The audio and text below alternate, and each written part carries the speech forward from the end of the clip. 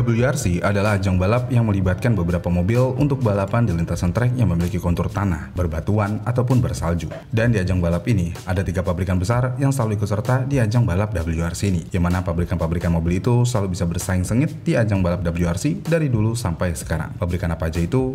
Ya, itu adalah Toyota, Ford, dan juga Hyundai. Tapi dari ketiga pabrikan tersebut, ada satu pabrikan yang bisa dibilang sangat mendominasi di ajang balap ini.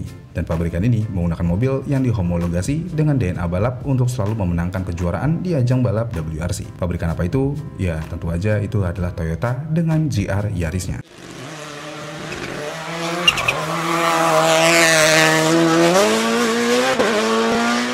Pertanyaannya adalah bagaimana bisa pabrikan Toyota membuat mobil monster untuk ajang balap WRC ini. Jadi pada tahun 2017, yang mana pada tahun itu pabrikan Toyota mulai bertekad untuk kembali ke ajang balap WRC setelah melakukan vakum yang cukup lama di ajang balap ini. Dan pada saat itu Toyota masih menggunakan mobil Yaris bersasis mobil produksi massal. Dan mobil Yaris itu dibuat untuk mengikuti regulasi baru yang memperbolehkan desain aerodinamis ekstrim dan mesin lebih bertenaga untuk ajang WRC. Dan mobil itu diberi nama Yaris WRC. Tapi pada saat mobil Yaris itu sudah mulai ikut serta di ajang balap WRC, Toyota merasa mobil Yaris yang dibuat dari versi mobil jalanan adalah mobil yang terlalu biasa, dan Toyota butuh mobil yang benar-benar bisa dikembangkan menjadi mobil rally dari awal sampai akhir. Dan sejak saat keinginan Toyota ingin memfokuskan mobil untuk ajang balap rally ini, maka lahirlah proyek khusus Gazoo Racing Yaris atau GR Yaris. Dan GR Yaris ini adalah mobil hasil kerjasama divisi Toyota di Jepang dan tim balap Eropa, yang mana mobil GR Yaris ini dibuat dalam jumlah terbatas sebagai syarat homologasi untuk ajang WRC. Dan GR Yaris versi jalan raya akhirnya diperkenalkan secara resmi pada Tokyo Auto Salon di tahun 2020. Dan mobil ini juga langsung bikin geger dunia pada saat itu,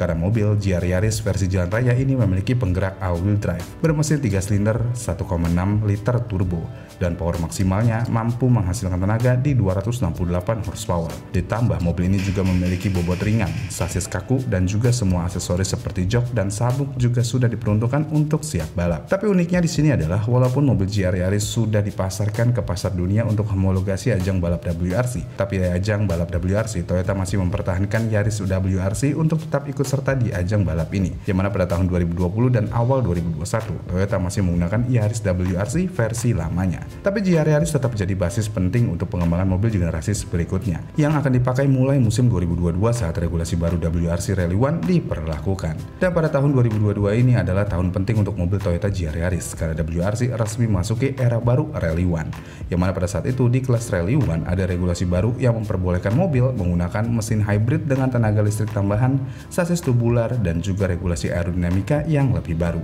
Dan pada saat itulah Toyota pun mengganti Yaris WRC dengan mobil baru berbasis GR Yaris, atau biasa disebut dengan nama Toyota GR Yaris Rally One Hybrid. Dan mobil ini adalah hasil evolusi dari GR Yaris versi jalan raya, tapi sudah dirombak total oleh tim Gazoo Racing untuk ajang balap WRC ini. Yang mana GR Yaris untuk ajang balap WRC ini memiliki sasis tubular dan bukan sasis monokok seperti di versi jalan rayanya. Ditambah tenaga gabungan dari mesin 1,6 liter turbo plus motor listrik yang mampu menghasilkan tenaga lebih dari 500 horsepower, tentu aja ngebuat mobil GR Yaris ini adalah mobil yang sangat kencang pada saat balapan di ajang balap ini. Dan karena mobil ini memang sudah sangat dipersiapkan oleh pabrikan Toyota di ajang balap WRC ini di tahun debutnya, mobil ini langsung menunjukkan dominasinya sejak awal musim. Yang mana pembalap utama dari tim balap Gazoo Racing ini yaitu Kalle Rovanperä bisa tampil luar biasa dan memenangkan 6 dari 13 seri di ajang balap WRC, termasuk di Swedia, Kroasia, Portugal, Kenya, Estonia, dan Selandia Baru. Kemudian Toyota juga menutup musim tahun 2022 dengan gelar juara dunia konstruktor, dan Kalle sebagai juara dunia pembalap termuda dalam sejarah WRC. Karena pada saat itu Kalle baru berumur 22 tahun dan dia bisa mendapatkan gelar juara dunia pertamanya dengan mobil GR Yaris ini. Kemudian setelah sukses besar di tahun 2022, banyak yang bertanya apakah GR Yaris masih bisa mendominasi di tahun 2023? Jawabannya tentu aja sangat bisa. Bahkan di tahun ini GR Yaris malah makin mendominasi dan makin brutal pada saat balapan. Yang mana Toyota mempertahankan line up kuat mereka dengan Rovanperä, Evans, Ogier, dan Takamoto Katsuka sebagai tim utama. Dan dari para pembalap tersebut bisa mendapatkan hasil yang memuaskan di setiap seri balap WRC ini. Selain itu di tahun ini juga Toyota GR Yaris kembali memenangkan gelar konstruktor WRC tahun 2023 dan Rovanperä menjadi juara dunia pembalap 2 kali berturut-turut dengan GR Yaris ini. Dan hal menariknya di tahun 2023 ini adalah bagaimana caranya GR Yaris tetap konsisten walau sistem hybrid sempat mengalami berbagai penyesuaian regulasi di tahun tersebut. Jadi Toyota juga sukses menjaga daya tahan mobil saat menghadapi medan ekstrim seperti di Safari Rally Kenya yang terkenal mematikan untuk suspensi dan mesin. Tapi mobil GR Yaris ini pada saat balapan di race tersebut nggak cuma cepat pada saat balapan, tapi mobil ini juga sangat kuat dan tahan dari medan ekstrim seperti di race Kenya.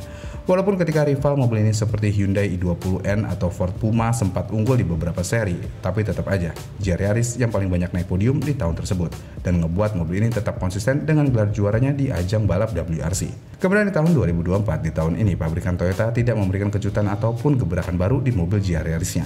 Karena mobil GR Yaris tidak banyak berubah dari versi 2023 ke versi 2024. Hanya ada beberapa pembaruan kecil di aerodinamika dan manajemen energi hybrid.